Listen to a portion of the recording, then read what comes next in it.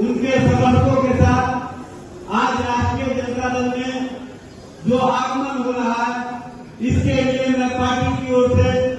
अति पिछड़ा प्रकोष्ठ के प्रदेश अध्यक्ष भाई अरविंद सानी जी, प्रदेश महासचिव भाई डॉक्टर प्रेम कुमार गुप्ता जी, भाई प्रमोद राम जी।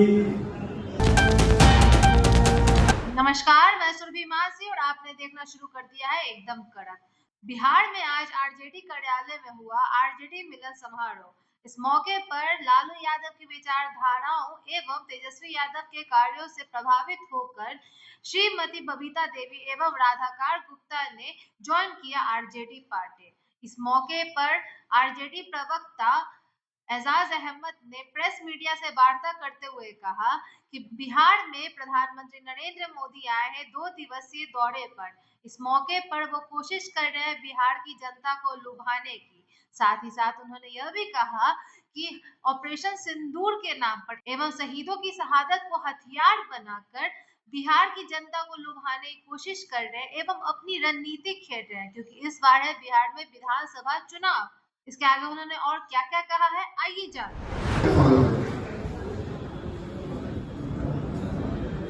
आज के मिलन समारोह के अध्यक्ष पार्टी के प्रदेश प्रधान महासचिव भाई विजय साहू जी, मिलन समारोह में उपस्थित बिहार विधान परिषद के सदस्य भाई फारूक शेख साहब, भाई विनोद जायसवाल जी, अति पिछड़ा प्रकोष्ठ के प्रदेश अध्यक्ष भाई अरविंद सानी जी, प्रदेश महासचिव भाई डॉक्टर प्रेम कुमार गुप्ता जी, भाई प्रमोद राम जी, उपेंद्र चंद्रवंशी जी, गणेश यादव जी, प्रदीप मेहता जी और यहाँ पर मिलन समारोह में जिनके लिए महफिल सजाई गई है और जो लालू जी के विचार और तेजस्वी जी के कामों से प्रभावित होकर के आज राष्ट्रीय जनता दल की सदस्यता ग्रहण करेंगे, राधाकार गुप्ता जी और श्रीमती बबीता देवी दास जी, ये दोनों जो एक शिवहर विधानसभा से पूर्व प्रत्याशी रहे हैं और दूसरे राजा पकड़ से जो पूर्व प्रत्याशी रहे हैं, दोनों का उनके समर्थकों के साथ आज राष्ट्रीय जनता दल में जो आगमन हो रहा है, इसके लिए मैं पार्टी की ओर से आज हुए नेताओं के साथ साथ उनके सभी समर्थकों को मैं बधाई देता हूं और साथ ही साथ मैं बताना चाहता हूं कि बिहार में जिस तरह से डबल इंजन की सरकार चल रही है, ये पूरी तरह से फेल हो चुकी है और भावनात्मक राजनीति के सहारे, भावनात्मक विचारों के सहारे भारतीय जनता पार्टी, जनता दल यू कल जिस तरह से ऑपरेशन सिंदूर के नाम पर हमारे वीर बहादुर सैनिकों के शौर्य, उनकी बहादुरी, उनके द्वारा किए गए कार्य और उनकी शहादत को भी कहीं न कहीं भारतीय जनता पार्टी अपने नाम करने के प्रति जो भावनात्मक राजनीति करना चाह रही थी और पटना में जिस तरह से चर्चा करके लोगों को संदेश देना चाह रही थी, उसमें भारतीय जनता पार्टी पूरी तरह से सुप्रभाव रहा। बिहार की जनता ने स्पष्ट रूप से नरेंद्र मोदी जी को संदेश दिया, नीतीश कुमार जी को संदेश दिया कि आप सैनिकों के शहादत के अवसर पर अपने पार्टी के नेताओं को उपस्थित नहीं आने देते हैं और जब शहीदों के शहादत के बाद उनके सब आते हैं तो श्रद्धांजलि के समय न तो मुख्यमंत्री जी नजर आते हैं, न दोनों उप मुख्यमंत्री नजर आते हैं, लेकिन हमारे नेता राष्ट्रीय जनता दल के जो समाज के बीच में अपने कार्यों से प्रभावित करके अपने कार्यों के माध्यम से जनता के दिल में जो स्थान बनाया है, तेजस्वी जी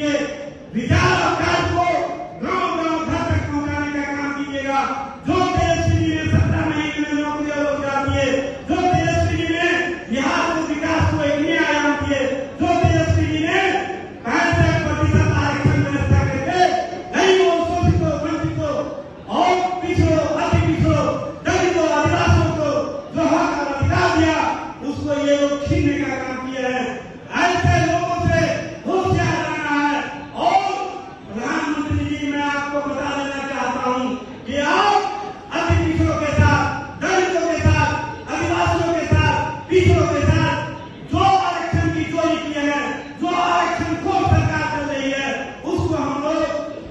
संकल्प लेते हैं, नुकसान फेंकने का काम करेंगे। इन्हीं बातों के साथ मैं अपनी बात समाप्त करता हूँ। इनकलाब जिंदाबाद, राष्ट्रीय जनता दल जिंदाबाद, सभी साथियों के आगमन पर उनका जिंदाबाद। बहुत बहुत धन्यवाद। जैसा कि आपने देखा, आरजेडी प्रवक्ता एजाज अहमद ने कहा, सीधा निशाना साधा एनडीए पर और प्रधानमंत्री नरेंद्र मोदी पर कि जब बिहार में शहीदों के शव लाए गए थे, शहीदों की शहादत को श्रद्धांजलि दी जा रही थी, उनके इस बलिदान को श्रद्धांजलि देने का वक्त आया, तब नीतीश कुमार बिहार के मुख्यमंत्री या बिहार के उप मुख्यमंत्री कहाँ थे? उस समय इनकी जो योजनाएं परियोजनाएं पे कार्य चल रहे थे, उस समय उन्हें ऑपरेशन सिंदूर और शहीदों की शहादत के बारे में याद नहीं रहा। इस मौके पर तेजस्वी यादव ने श्रद्धांजलि दी शहीदों को, साथ ही साथ कहा कि तेजस्वी यादव को है बिहार वासियों की चिंता, करेंगे कई योजनाओं पर कार्य, बिहार के युवाओं को प्रोत्साहन देंगे, महिलाओं को सशक्तिकरण भी देंगे,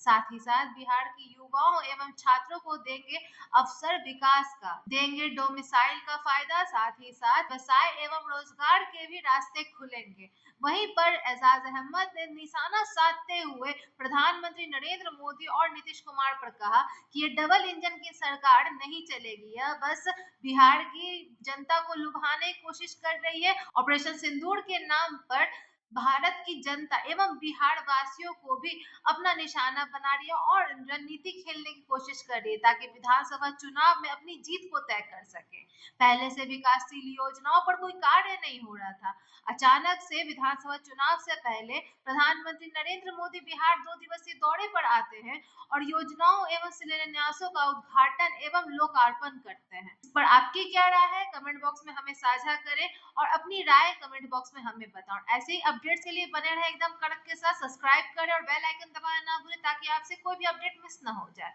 देखते रहे एकदम कड़क। धन्यवाद।